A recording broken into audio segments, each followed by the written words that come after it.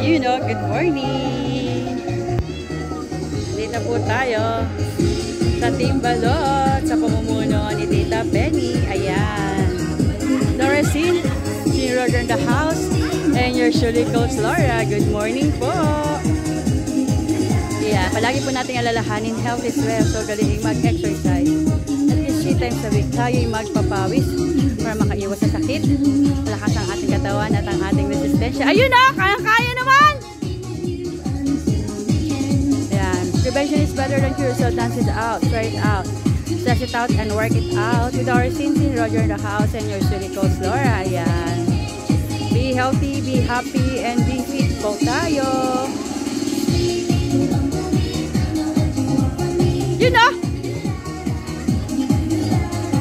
Magandang araw, magandang buhay with our Cincy, Roger in the house, and your Shuli Coach Laura.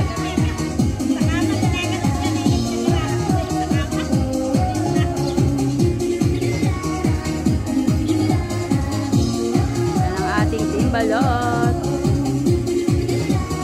Magandang araw, magandang buhay po. Ayan, with our Cincy, Roger the house, and your Shuli